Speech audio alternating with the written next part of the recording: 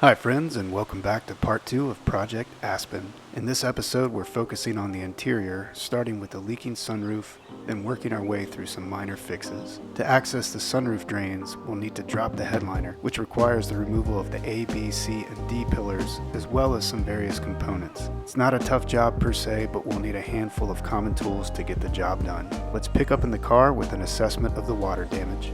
Friends, today is the day. We're going to attempt to drop this headliner so that we can access the sunroof drains and blow those out. As we can see here, leading into the A pillar, we have signs of water damage. And also my brother-in-law said that when it rains really hard, there's water inside the cabin. So the plan of action is we're going to disconnect the battery and proceed to try and tear this down. So that is the goal. Wish me luck.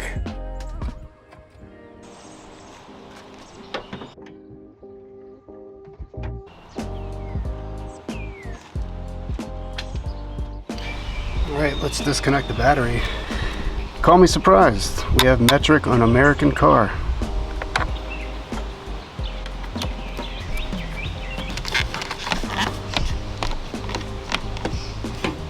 Before we go any further, let's take a quick look under the hood.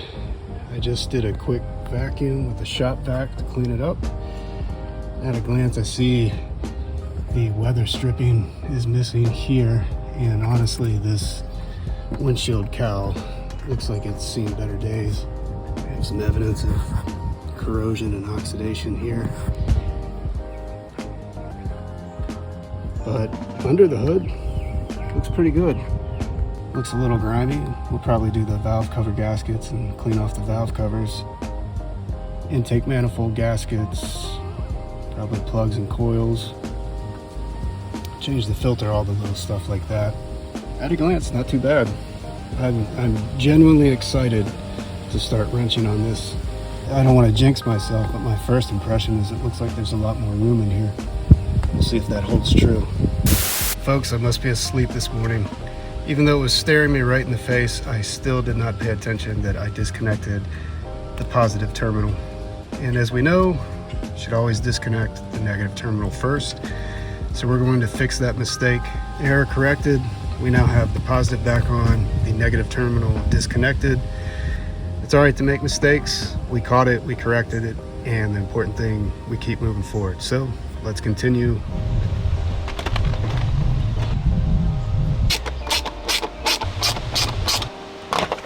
Oh, nice. There we go. So my biggest problem right now is my eyesight. I cannot see. What the hell's going on? There we go. All right.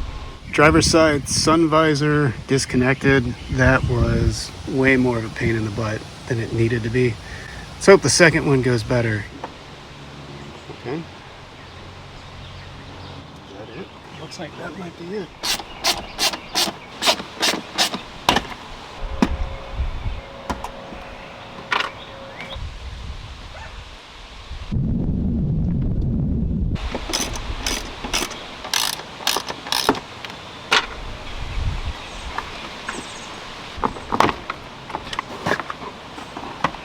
As suspected, it was two 10 mils, so just like this. And this A pillar comes out on the passenger side. Also had to pull down the weather stripping just a bit to pull that out. We do have an airbag. Looks like it's just going to be a curtain airbag for the whole side, not specifically for up front, which is good. And we now have a little play.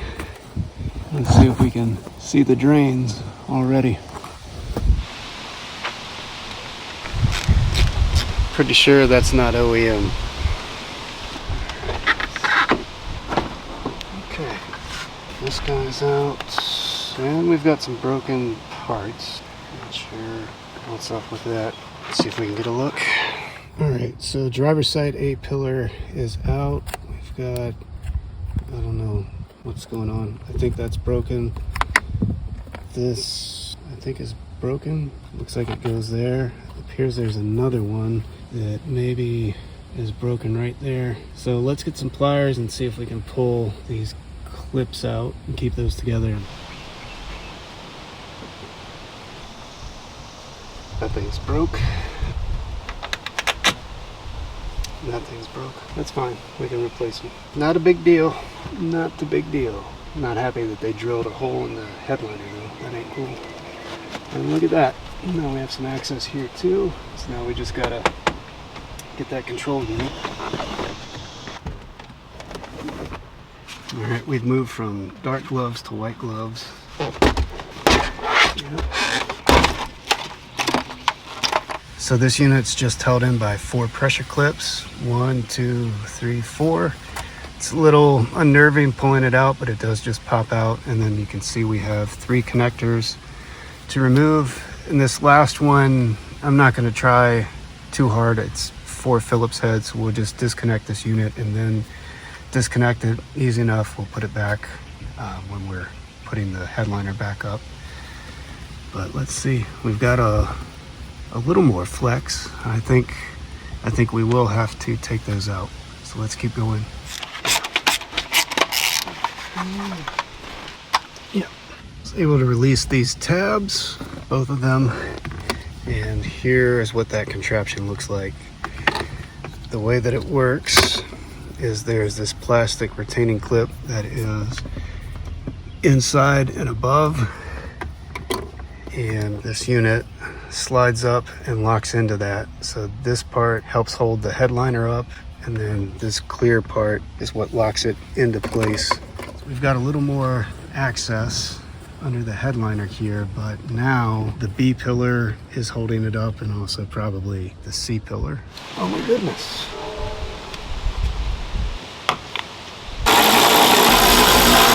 Two 10s. All right, so the seat belt is all that's holding it on. So this just pops off, and it looks like it's going to be a big torque. At least the T40, probably a T50.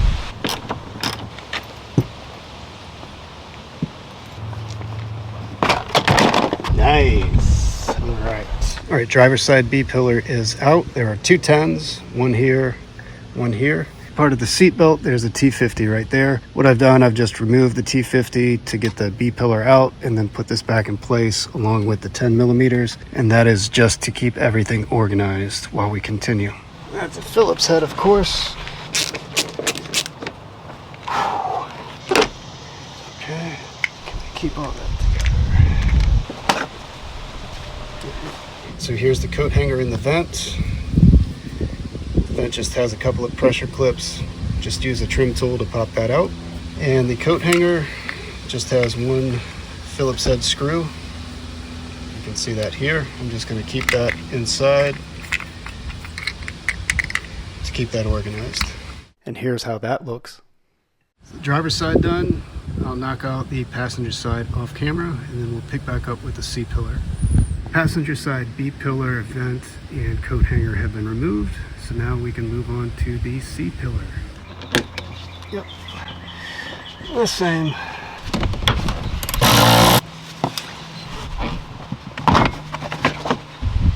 Not sure what's going on there. Let it go.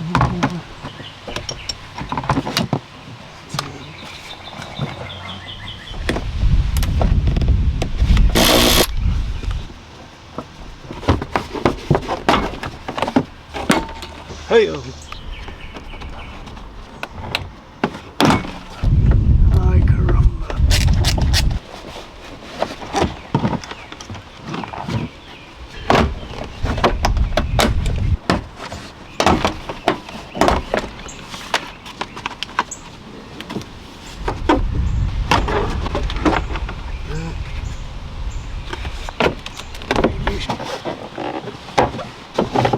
What the hell is going on here? It's the same over here. Let's get this wire out. Put this guy back. All right, friends. In the end, we did what I said we would not do. We ended up dropping the A, B, C, and D pillars, and it looks like right now the only thing that's holding this up, besides maybe some weak Velcro, these 2 vents and this light console. So I'm going to go ahead and remove those 3 items and see if that's enough to drop the headliner. So after further inspecting, these vents and that light are actually part of this headliner. and they're going to come down with it. So I believe the last thing holding this up is this one clip here. So we're going to take that out and see if everything falls down. Yep.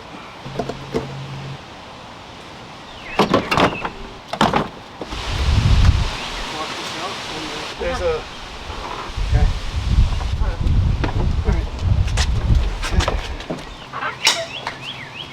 Inside the cabin, we can now see the extent of the water damage. It appears the sunroof drains have been clogged for some time and the excess water has spilled over into the A-pillars on both sides. We can see water stains on the curtain airbags and some corrosion around the hardware. If it's not apparent, we really need to resolve this issue before it gets any worse. So if you're curious what this tube is that we had to separate from the headliner, this is the windshield wiper fluid tube or hose that sends wiper fluid back to the rear wiper. I could disconnect it up front, but I could not easily disconnect it back here. So I've left this here. And of course, the star of the show, why we're doing all of this in the first place. In each of the four corners of the sunroof, there are drains. And as you can see, this is the rear driver's side. Let's see if I can do this one-handed. It's not the easiest, but here's the drain. That's where it connects. So next up, we're going to get the air compressor and shoot some compressed air through each of the four corners to blow out the obstruction, whatever is blocking the channels. And that should resolve the issue with water getting in through the sunroof.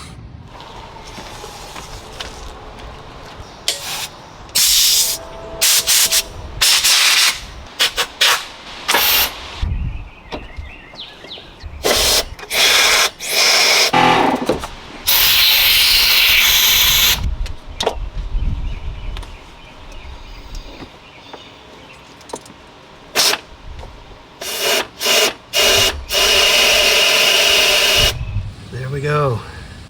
Got some water under the passenger side in the front. Looks like that might have been our leak. I remember that the issue was on the passenger side.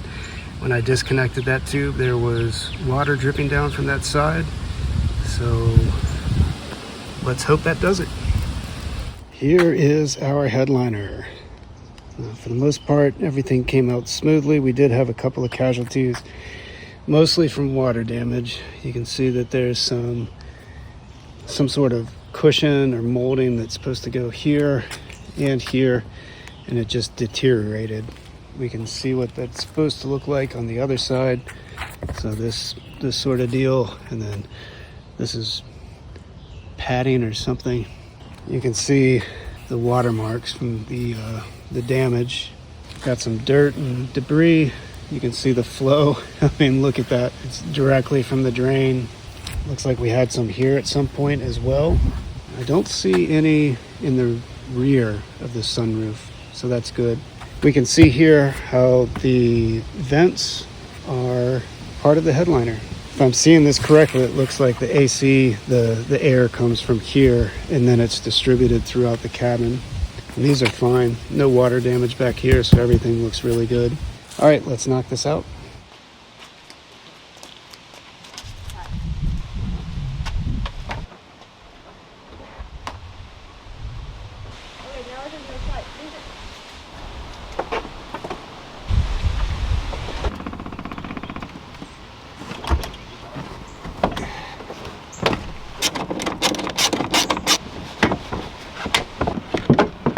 Folks, 6 o'clock. I am beat, but check it out. We got the headliner back in from the front to the back. You can also see the second and third row seats now. Got nice little, almost captain chairs, not quite, but look like they do have heated seats. So that's a pretty cool feature for second row. I'm not gonna lie, this was a big pain in the ass to put back in, but we did it. Took about 2 hours. First lesson learned, vents don't need to come out. The air duct system is part of the headliner. You do not need to take these out. These coat hangers were an absolute pain in the ass to put back in. Couldn't tell you why, but they just were. But these do need to come out. There's actually a screw that secures the headliner. It's pretty much it. So now it's time to take it to the car wash and see if this fixed the problem.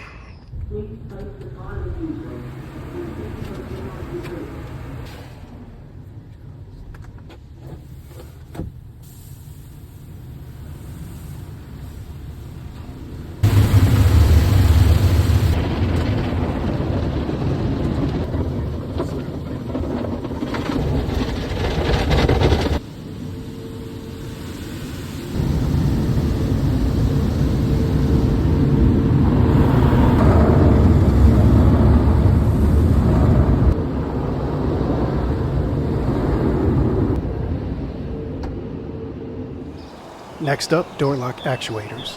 Today we're going to continue with some more projects inside. The two passenger side door lock actuators are failing, so we have a set. We're going to replace all four, and we have a new switch for the mirrors. So when we're working on the driver's side door, we're going to pop this in. We're going to start on the driver's side with the front door. This door lock actuator is actually still good, but I want to replace this switch to make sure that that resolves the issues with the mirrors.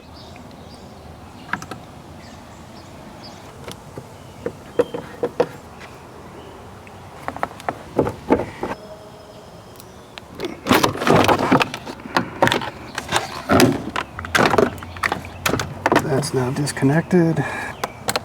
That makes sense. The driver's door card is out. These three connectors go to the window and mirror control modules. This blue connector goes to the memory function.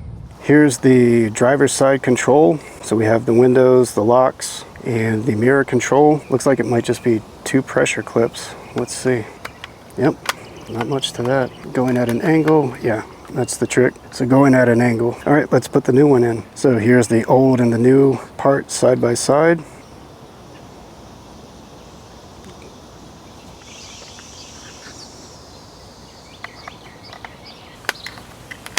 Looks good.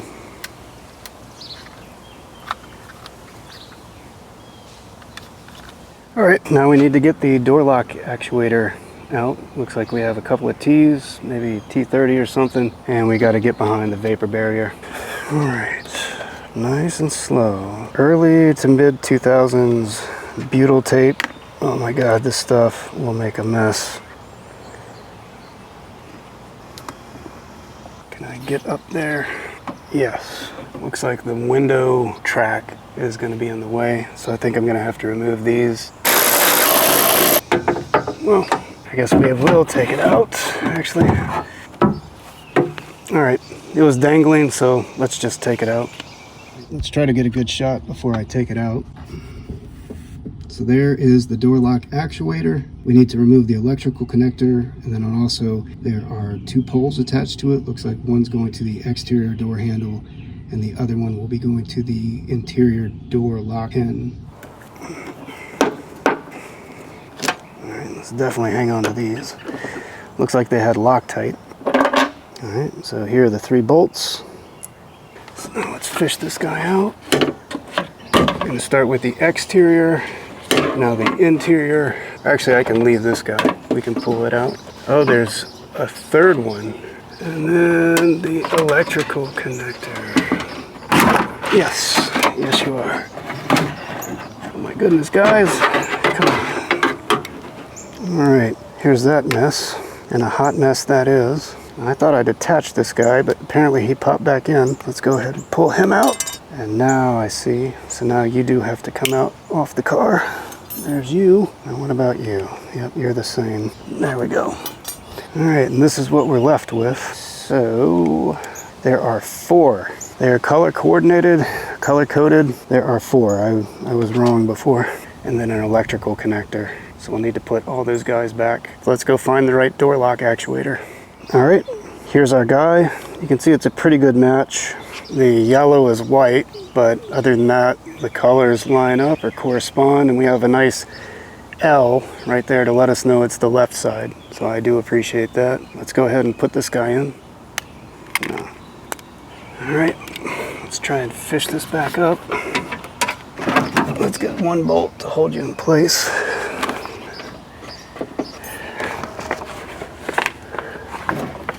All right, after about 10 minutes of utterly faffing about, The lock actuator is now back in, and I'll explain what the issue was, why we had so much trouble. So here's the original door lock actuator, and the issue that I ran into is on the new one, this plastic piece right here was on the wrong side.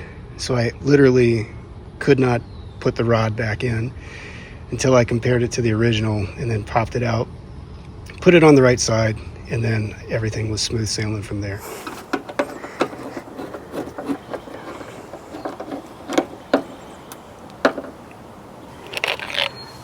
Let's get this guy back in. Let's press this butyl back in exactly where it was. Now we'll really press it in and really press it on. I'm gonna go wash my mitts before I touch the door card.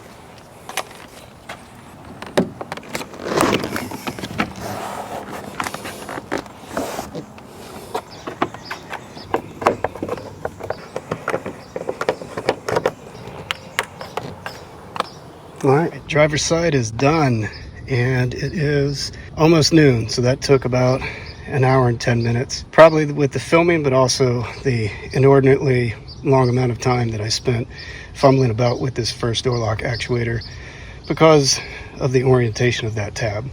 Lesson learned for the next ones. Speaking of which, let's go ahead and make sure that everything is working, including the mirror switch, and then we'll go ahead and knock out the other 3 door lock actuators off camera. We are in the car. First things first. Still working. Now let's test the new switch. So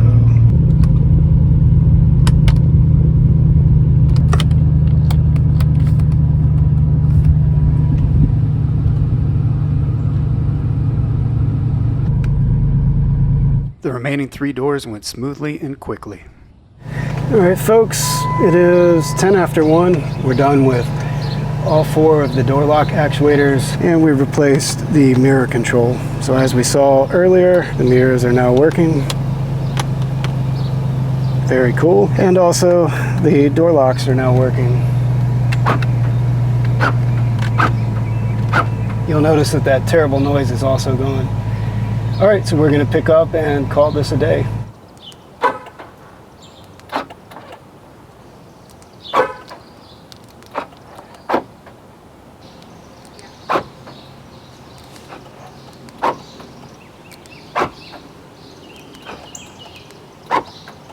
But there was one issue.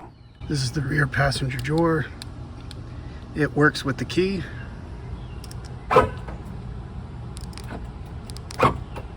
But mechanically, it does not work. Look how hard it is to push down. And it does not unlock. But it is installed correctly. That is the issue. Quick update. I reached out to the folks at A Premium about this issue, and they kindly agreed to send me a replacement part at no cost. At the time of this recording, I've already received the replacement part and will share an update in a future video. Many thanks to the good folks at A Premium for their help in resolving this issue. Next, we update the stock antenna with something a little more modern.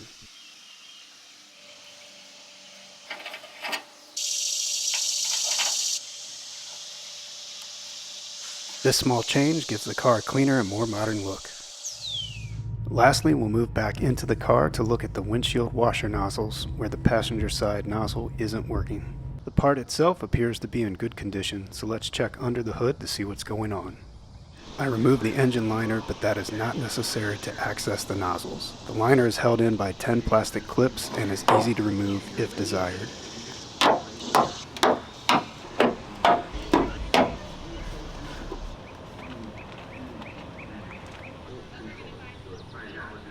Well, I think we found the issue. The passenger side sprayer is not connected at all. Indeed, it is not. It appears that there was damage at some point and someone has run the line directly into the driver's side nozzle. After a quick trip to the auto store, I rigged up a temporary connection to test the passenger side nozzle. This is a temporary fix until I can completely replace the washer line and nozzles. As the part is NLA or no longer available, I had to get creative. After searching for Dodge Durango parts from the same year, I found what I hope will be an exact fit for this car, which we'll install in an upcoming episode. In the interim, we know the nozzle works and can now move on to the mechanical issues. Friends, that will do it for this episode. Stay tuned for episode 3 where we get to know the 5.7 liter Hemi. Like, really get to know it. Oh yeah, there we are. As always, thanks for watching and please consider subscribing. Until next time, take care.